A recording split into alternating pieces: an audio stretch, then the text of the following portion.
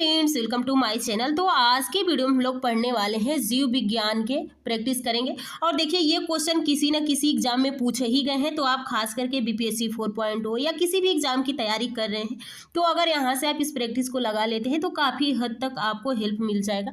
तो चलिए देखिए, पहला क्वेश्चन है, एपीफाइटस वे पौधे हैं जो अन्य पौधों पर निर्भर हैं। तो भोजन के लिए, आंतरिक अवलंबन के लिए, छाया के लिए, जल के लिए। तो यहाँ पे आप देख सकते हैं कि यहाँ पे सही हो जाता है आंतरिक अवलंबन के लिए। और देखिए, ये क्वेश्चन यूपीएससी में पूछा गया है। अगला क्वेश्चन देखिए, जंतु विज्ञान अध्ययन करता है, यानी जंतु विज्ञान में हम किस चीज का अध्ययन करते हैं? केवल जीवित जानवरों का, केवल जीवित वनस्पतियों का, जीवित व मृत जानवर दोनों का, या जीवित या मृत वनस्पति दोनों का? तो यहाँ पे आपका सही हो जाता है ऑप्शन सी। अगला क्वेश्चन देखिए क्या है, पैलियो वनस्पति के अंतर्गत अध्ययन करते हैं जंतु जीवाश्म का, शैवाल का, फफूंद का, इनमें से कोई नहीं। यानी इनमें से किसी का अध्ययन पैलियो वनस्पति में नहीं किया जाता है। शुष्क जलीय के लिए भली भांति अनुकूलित पेड़ पौधों को कहते हैं अधिपाद, मरुदभित, जलोदभित और मध्यपाद। तो यहाँ पे हो जाता है मरुदभित, यानी जो शुष्क जगहों पे पौधे उगते हैं उसको क्या कहा जाता है? मरुदभित कहा जाता है। अगला क्वेश्चन देखिए, जैविक जगत में होने वाले कार्य, गुण व पद्धति के अध्ययन के इस ज्ञान को मशीनी जगत में उपयोग करने को क्या कहते हैं? Bionics, bionomics, बायोनोमी, biometry. तो यहाँ पे सही हो जाता है बायोनिक्स। अगला क्वेश्चन देखिए, बीटी कल्चर जाना जाता है संतरे के उत्पादन से, अंगूर के उत्पादन से, सेब के उत्पादन से और केसर के उत्पादन से। तो बीटी कल्चर में हम किसका अध्ययन करते हैं? अंगूरों का करते हैं। अगला देखिए, सेरी कल्चर में रेशम का करते हैं, पीसी कल्चर में मत्स्य का करते हैं, ओलोरी कल्चर में, जैसे ये सारे आप लोग जरूर याद कर लीजिएगा। आगे देखिए, विज्ञान की वह शाखा जिसमें आनुवांशिक जेनेटिक अभियांत्रिकी के द्वारा मानव प्रजाति में सुधार लाया जाता है जानी जाती है। तो यूथेनिक्स के नाम से, यूजोनिक्स के नाम से, एथोनोलॉजी के नाम से और यूफेनिक्स के नाम से। तो ये सही हो जाता है यूजेनिक्स के नाम से जाना जाता है। जो जेनेटिक अभियांत्रिकी के द्वारा मानव प्रजाति में सुधार लाया जाता है उसे कहते हैं एजेनिक्स। अगला क्वेश्चन है, कीटों के वैज्ञानिक अध्ययन को कहते हैं इचिथोलॉजी, एंटोमोलॉजी, पैरोसेटिकोलॉजी और मैकिनोलॉजी। तो यहाँ पे आप देख सकते हैं कि कीटों के अध्ययन को एंटोमोलॉजी कहा जाता है। नेक्स्ट क्वेश्चन देखिए, हर्पेटोलॉजी में अध्ययन किया जाता है सरीसृपों का, उभयचरों का, सरीसृपों और उभयचरों का और पक्षियों का। तो यहाँ पे हम दोनों का अध्ययन करते हैं। जो हर्पेटोलॉजी होता है इसमें सरीसृप तथा उभयचर दोनों का अध्ययन करते हैं। जंतु विज्ञान की उस शाखा को क्या कहते हैं जिसमें प्राणी मात्र एक व्यवहार का अध्ययन किया जाता है? जीव परिस्थितिकी, सामाजिक अध्ययन, परिस्थितिकी, मानव शास्त्र। तो यहाँ पे आपका ऑप्शन 1 सही हो जाता है। अगला क्वेश्चन देखिए, जीव विज्ञान नाम दिया था अरस्तु, लेमार्क, डार्विन और लिनियस। तो सबसे पहले जीव विज्ञान शब्द का प्रयोग लेमार्क ने ही किया था। जीवों की उत्पत्ति का आधुनिक विचारधारा प्रस्तुत किया था मिलर, डार्विन, खरोना, ओपोरेनी। तो यहाँ पे आप सही हो जाता है ओपेरिन, यानी जीवों के उत्पत्ति का आधुनिक विचारधारा प्रस्तुत करने वाले वैज्ञानिक थे ओपेरिन। अगला क्वेश्चन देखिए, ये क्वेश्चन किसी न किसी एग्जाम में पूछे ही गए हैं, तो आप इन क्वेश्चन को मत छोड़िएगा। आप लोग से बार बार रिक्वेस्ट है कि आप थोड़ा सा टाइम निकालकर इन क्वेश्चन को जरूर प्रैक्टिस कर लीजिएगा।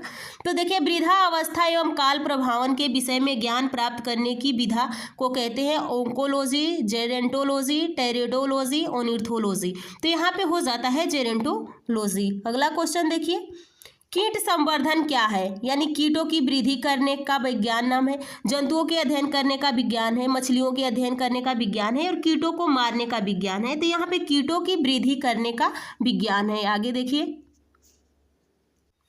जीवों में के निम्नलिखित प्रकारों पर विचार कीजिए। चमगादड़, मधुमक्खी, पक्षी। उपयुक्त में से कौन सा परागणकारी है? यानी किसके द्वारा परागण होता है? तो चमगादड़, मधुमक्खी, पक्षी। उपयुक्त में से कौन सा है? तो यहाँ पे आप देख सकते हैं चमगादड़ के द्वारा भी हो सकता है, मधुमक्खियों के द्वारा भी और पक्षियों के द्वारा। तो यहाँ पे आप लोग का पहला, दूसरा और तीसरा तीनों सही हो जाता है। अगला क्वेश्चन है, निम्नलिखित जंतुओं पर विचार कीजिए।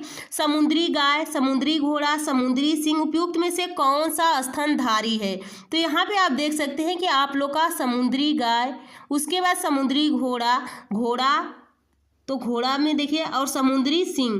तो यहाँ पे आपका सही हो जाता है ऑप्शन बी, पहला और तीसरा। अगला क्वेश्चन देखिए, निम्नलिखित पर विचार कीजिए। चमगादड़, भालू, कृंतक, रोडेंट उपयुक्त में से किस प्रकार के जंतु में शीत निष्क्रियता की परिघटना का प्रेक्षण किया जा सकता है। तो यहाँ पे आप देख सकते हैं कि यहाँ पे ऑप्शन दिया हुआ है। तो देखिए यहाँ पे पहला, दूसरा और तीसरा ये तीनों क्या है, शीतकालीन ही इन पे परीक्षण किया जा सकता है। अगला क्वेश्चन देखिए, निम्नलिखित कथनों पर विचार कीजिए। फीता कृमि उभयलिंगी है, गोल कृमि के अलग अलग लिंग होते हैं, फाइलेरिया सूत कृमि होता है और गिनी कृमि एनेलिडा है, इनमें से कौन सा सही है।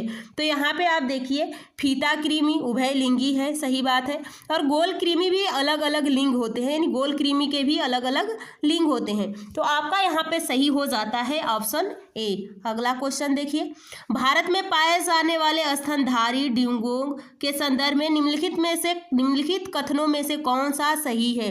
तो यह एक शाकाहारी समुद्री जानवर है, यह भारत के पूरे समुद्र तट के साथ साथ पाया जाता है। इसे वन्य जीव संरक्षण अधिनियम 1972 के अनुसूची 1 के अधीन विधेयक संरक्षण दिया गया है। नीचे दिए गए कूट का प्रयोग कीजिए। तो यहाँ पे आप देख सकते हैं कि यहाँ पे आप लोग का पहला और तीसरा सही हो जाता है, यानी यह एक शाकाहारी समुद्री जानवर है और ये 1972 के अनुसूची में, यानी इसको रखा गया है 1972 में। अगला देखिए, निम्नलिखित में से कौन सा एक भारत का राष्ट्रीय जलीय प्राणी है। खारे पानी का मगर, ओलिया रीडर टर्टर, गंगा की डॉल्फिन और घड़ियाल। तो यहाँ पे गंगा की डॉल्फिन भारत की राष्ट्रीय जलीय प्राणी है। निम्नलिखित में से कौन सा जीव अन्य 3 जीवों के वर्ग का नहीं है। केकड़ा, बिच्छू, मकड़ी, बरूथी। तो केकड़ा इन तीनों से अलग का है, बरूथी, बिच्छू, मकड़ी ये तीनों एक ही ग्रुप के हैं। अगला देखिए, पांडा भी उसी कुल का है जिसका कि भालू, बिल्ली, कुत्ता, खरगोश। तो भालू और पांडा एक ही कुल में आते हैं। अगला क्वेश्चन देखिए, अगला है आप लोग का अगला क्वेश्चन है, भारत वन्य जीवन के संदर्भ में उड्डयन बलबुल फ्लाइंग फॉक्स निम्नलिखित में से हैं। तो यहाँ पे चमगादड़, चील, बलबला, गिद्ध। तो देखिए यहाँ पे यानी ऑप्शन 1 यानी चमगादड़ सही हो जाता है। तो आज की वीडियो यहीं पे समाप्त करते हैं। नेक्स्ट वीडियो में बाकी का क्वेश्चन देखेंगे। तो आप लोग वीडियो को लाइक और चैनल को सब्सक्राइब कीजिएगा। कमेंट करके ज़रूर बताइएगा कि आपको वीडियो कैसी लगी।